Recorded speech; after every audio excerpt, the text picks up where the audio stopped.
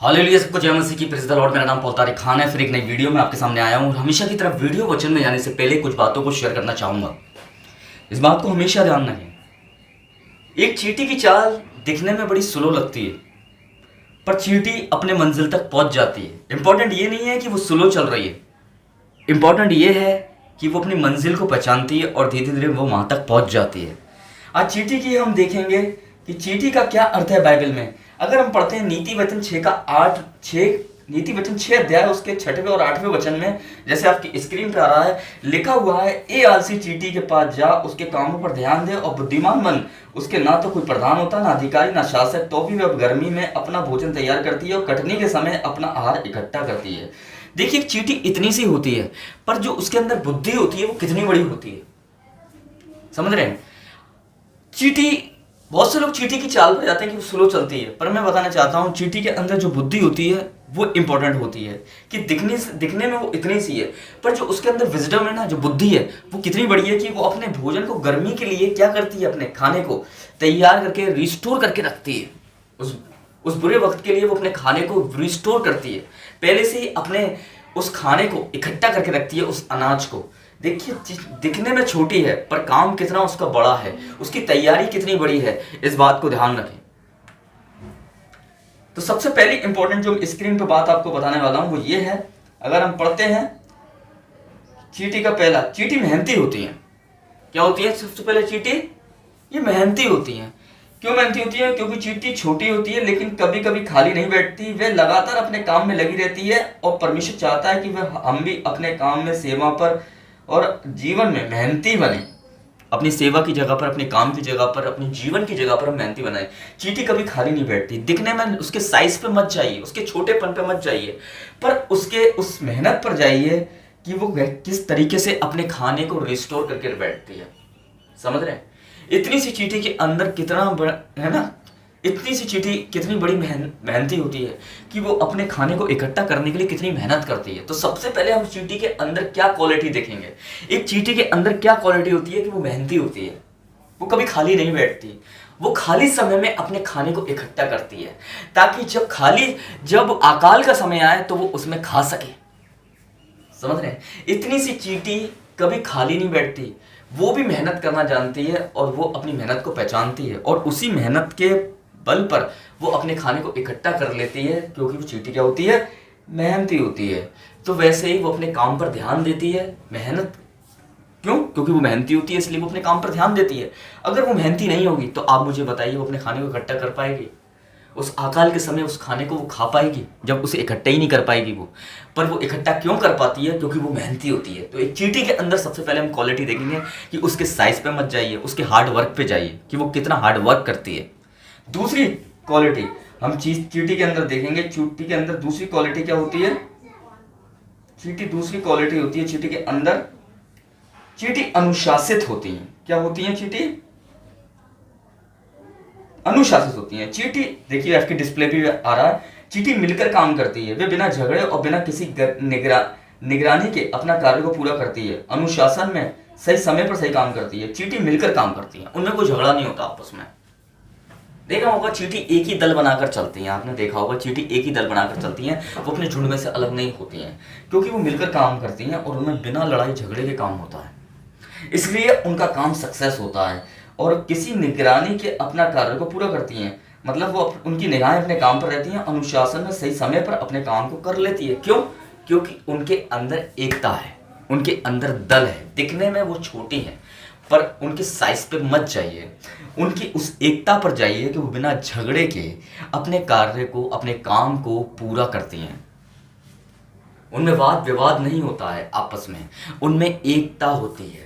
तो बहुत से लोग उसके साइज पे जाते हैं, पर बुद्धिमान वो है जो चींटी के साइज पे नहीं जाता, चींटी की एकता पर जाता है कि कैसे वो एक दल बनाकर अपने काम को सही समय पर पूरा करते हैं। समझ रहे हैं? वो उस खाने को इकट्ठा करने के लिए आपस में झगड़ती नहीं है। उस खाने को इकट्ठा करने के लिए वो क्या करती हैं? वो एकता बनाती हैं आपस में। तो पहले क्या है? चींटी की एकता पर जाइए कि वह कैसे उनके अंदर एकता होती है। कि उस एकता, जब वो एकता बनाती हैं एक हो जाती हैं तो वो खाने को इकट्ठा कर पाती हैं। इसलिए उसके साइज पे मत जाइए, उसके उस एकता पर जाइए कि वो एका कितना होता है उसके अंदर। इसलिए यीशु मसीह ने भी कहा अगर तुम एक मन होकर दुआ करो तो तुम्हारे हक में दुआ पूरी हो जाएगी। वैसे उनके अंदर भी एकता होती है और उनके लिए वो चीज़ पूरी हो जाती है। तो पहला क्या है, वो मेहनती होती हैं। दूसरा क्या है, उनके अंदर एकता होती है। तीसरा, चींटी भविष्य की तैयारी करती हैं। जैसे आपके डिस्प्ले पे आ रहा है, क्या करती हैं, चींटी आज मेहनती करती हैं ताकि कल की आवश्यकता को पूरा कर सकें। उसी तरह हम भी अपने आत्मिक जीवन में परिवार और भविष्य के लिए तैयारी करनी चाहिए। चींटी ये नहीं कि वो सोचती हैं कि कल क्या, कि कल देखा जाएगा। चींटी कल की तैयारी आज ही करके चलती हैं। चींटी के अंदर एक खास बात है कि उसके साइज पे मत जाइए, उसकी इस कला पर जाइए, उसके इस नेचर पर जाइए, उसकी इस आदत पर जाइए कि वो अपने भविष्य को कितनी अच्छी तरीके से तैयार करना जानते हैं। परमेश्वर ने उन्हें कैसे बुद्धि दी है कि वो अपने भविष्य के लिए भी अपने खाने को इकट्ठा कर लेते हैं, क्योंकि वो मेहनती होती हैं। अगर वो अपने भविष्य के बारे में खाने को इकट्ठा नहीं करेंगे तो वो भविष्य में नहीं खा पाएंगे।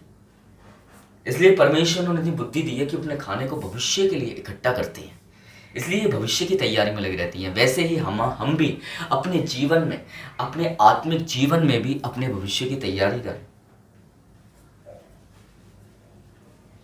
कि हमारे प्रेयर का भविष्य क्या है आगे चल के, हमारी सेवा का भविष्य क्या है आगे चल के, हमारे आत्मिक जीवन का भविष्य क्या है आगे चल के, हमारे बच्चों का भविष्य क्या है आगे चल के प्रभु में।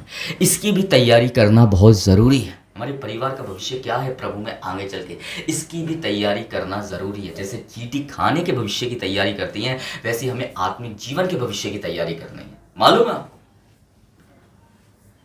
इसलिए तीसरी चीज़, चींटी भविष्य की तैयारी भी करती हैं। चौथी चीज़ जिसकी डिस्प्ले पे आ रही है, छोटी शुरुआत को कम ना समझे। चींटी कभी भी छोटी शुरुआत को कम नहीं समझती है। बहुत से लोग जब उनकी शुरुआत छोटी होती है, उन्हें ज़्यादातर वो कई जगह फेल भी हो जाते हैं तो वो गिव अप कर देते हैं, उस चीज़ को छोड़ देते हैं, उस जगह को छोड़ देते हैं। पर चींटी नहीं छोड़ती, वो छोटी शुरुआत को भी बड़ा समझती है, उसको गंभीर लेती है। इसलिए लिखा हुआ चींटी बहुत छोटी होती है फिर भी काम कर लेती है। परमेश्वर छोटी चीज़ों के द्वारा बड़े काम भी करते हैं। इसलिए वो अपने शुरुआत को छोटा नहीं समझती कि वो अपनी शुरुआत को गंभीर समझती है। अपनी शुरुआत को वो हल्के में नहीं लेती, वो अपनी शुरुआत को गंभीर में लेती है। वो ये नहीं समझती कि मेरी शुरुआत छोटी है, पर वो ये समझती है कि मेरी छोटी शुरुआत से परमेश्वर मुझे किस बड़ी जगह पहुंचा सकता है। इसलिए आपकी शुरुआत छोटी है बड़ी है, इससे ये इंपॉर्टेंट नहीं है। आप अपनी शुरुआत के लिए कितने गंभीर हैं शुरू में, ये इंपॉर्टेंट है। जैसे चींटी अपनी शुरुआत को छोटी नहीं समझती है, बल्कि उसके लिए वो गंभीर रहती है, वैसे ही हमें अपनी शुरुआत में, जब हम प्रभु में अपनी शुरुआत करते हैं, सेवा में अपनी शुरुआत करते हैं, काम की जगह पर अपनी शुरुआत करते हैं, तो हमें भी क्या है, गंभीर बनना है। जैसे चींटी गंभीर होती है, अगर वो अपनी शुरुआत को गंभीर नहीं लेगी छोटी, तो वो बड़ी जगह नहीं पहुंच पाएगी।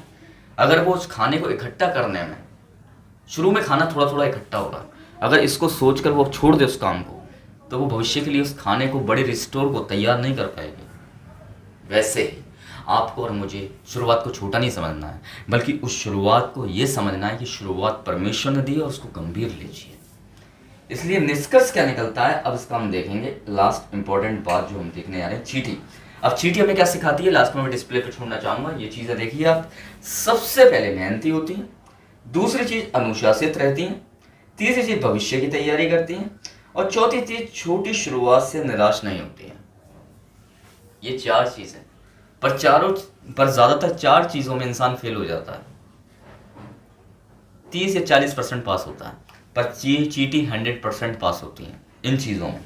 मेहनती भी होती हैं, गिव अप नहीं करती हैं, मेहनत करने से नहीं आती हैं, अनुशासित रहती हैं, अनुशासन में चलती हैं, एक दल बना के चलती हैं, एकता में रहती हैं।